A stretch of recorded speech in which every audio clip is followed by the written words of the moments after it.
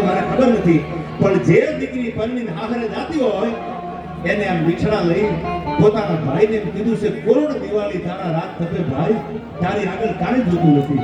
બાપના ઘરે ગમે એવી ગાડી ફેરવતી હોય એ ચાવીઓ બધી મૂકી દે, અને જેને પરણીને જાતી હોય એ દીકરી હાહરે વહી જાય, પછી ગમે એટલા દુઃખ પડે, ગમે એટલું સુખ હોય, એ દીકરીએ કોઈ દી આશા નથી રાખી હું પિયરના ઝાડવા જોઉં, તો સમય આવે આટલો આવતી હોય જાતી હોય, બાપની સંપત્તિમાં કોઈ દી એને નજર નથી કરી. આટલો ત્યાગ, દીકરી જેટલો ત્યાગ દુનિયામાં કોઈ કર્યો નથી. એટલે કીધું છે દીકરી કુળનો દીવો છે. અને બીજી વાત કહું, આ દેશમાં દીકરીઓ જેટલી મર્દાનગી દેખાડી છે એનો પણ એક આગો ઇતિહાસ છે. 1857 નો પહેલો વિપ્લવ, અંગ્રેજીની તોપના રેકડા જેની ફેરવા, તેથી અંગ્રેજીની આખી સલ્તનત ધ્રુજવા માંડી. અને 1857 ના વિપ્લવમાં કહેવામાં આવ્યું કે આવું કોણ છે તમારા આરે યુદ્ધના મેદાનમાં કે અંગ્રેજોની સલ્તનતને પાછું ફરવું પડે. તેથી કોઈ અંગ્રેજોના કાનમાં એટલું કીધું હતું કે તમારી સામે લડવા વાળી બીજી કોઈ નહીં, ઝાંસીની રાણી લક્ષ્મીબાઈ છે, હવે તેવડ હોય તો વ્યા આવજો, મામલો મેદાને છે.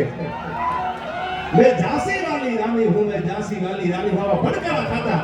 આનું નામ દીકરીઓ હતી. 1857 ના પહેલા વિપ્લવમાં અંગ્રેજોના દાંત ખાટા કરવા વાળી એ ઝાંસીની રાણી લક્ષ્મીબાઈ હતી, એ આ દેશની દીકરી હતી. હવે આપણે જો 1857 ની વાત કરી, એથી આગળ ગયા જાઓ, ભૂતકાળમાં ગયા જાઓ તો 1817 માં ઇન્દોરના મહારાજા યશવંતરાય હોલકરની દીકરી જેનું નામ હતું ભીમાબાઈ, અને ભીમાબાઈ અંગ્રેજોની સામે બે હાથમાં તલવાર લઈને લડતી હતી, અને 22 વર્ષની દીકરીએ અંગ્રેજોના તોપના રેકડા ફેરવી નાખ્યા. ત્યારે અંગ્રેજોને ખબર પડી કે મારી સામે લડવા વાળી 22 વર્ષની દીકરી હતી. 1817 ના યુદ્ધમાં પોતાના બાપની હાજરી નથી ના દેશની દીકરી યુદ્ધમાં ચડી, અને સાહેબ અંગ્રેજોના દાંત ખાટા કર્યા, અંગ્રેજોના તોપના રેકડા પાછા ફરવા પડ્યા. આવી આ દેશની દીકરીઓ હતી. હવે હા પડજો, દીકરીને કોળનો દીવો કીધો, જરૂર પડે ટાણો આવે તેથી પરિવાર માટે દીકરીએ પહેલા પગ ઉપાડ્યો છે. એવા એકને હજારો પ્રસંગ છે. દીકરીઓ પોતાના બલિદાન આપ્યા છે. ત્યારે મને એક દીકરીનું ગીત મારું લખેલું યાદ આવે. દીકરી કેવી છે, જેના ફળિયામાં દીકરી હોય એ ફળિયું તો તમે જોજો. એ ભાઈ બહેન 2 મિનિટ રહી જાય ને યાર, થોડી વાર રહી જાય. પૈસાનો નશો એવો પડ્યા હોય મને મજા આવે યાર, ભૂલ્યા કરો. हम तो अपनी राहों में चलते रहेंगे, हमें देखने वाले यूं ही चलते रहेंगे यार. હવે આપણે તો દીકરી છે કે જેના ફળિયામાં દીકરી હોય એ ફળિયાનું વાતાવરણ કેવું હોય, એ ફળિયાનો ઉજાસ કેવો હોય. આ ગીતના શબ્દો સાંભળજો. ફૂટેલા ભાગીને કોઈ જગાડે, કોઈ દીકરી જગાડે, અને વિધાતાના લેખમાં કોઈ લેખ મારે, કોઈ દીકરી મારી શકે.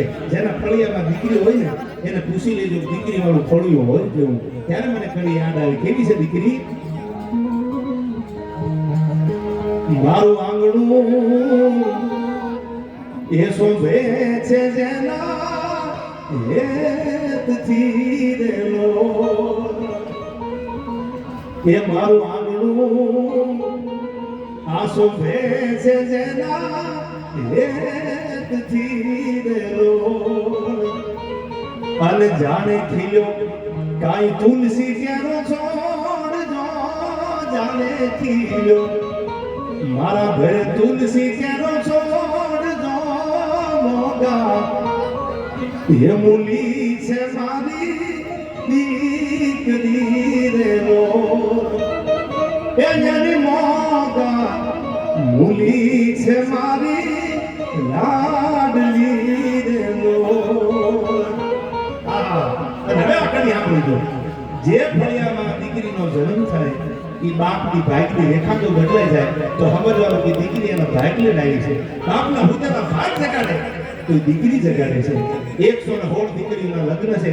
ત્યારે મારી કડી યાદ આવે, બાપના હુતેના ભાગ જગાડવા વાળું દુનિયામાં કોઈ હોય ને. દીકરી જેટલો બાપને પ્રેમ કરે એટલો પ્રેમ દુનિયામાં કોઈ કર્યો નથી, અને જેટલો બાપ દીકરીને પ્રેમ કરે એટલો દુનિયામાં કોઈ પ્રેમ નથી કર્યો. હવે નીકળી સાંભળ્યો શું કીધું છે દીકરી હોય કેવી. એને બદલી રે પાડી જગાડ્યો ભાગને રેલો, એને પગલી રે પાડી જગાડ્યું ભાગને. બાપના હુતેના ભાગને કોઈ જગાડે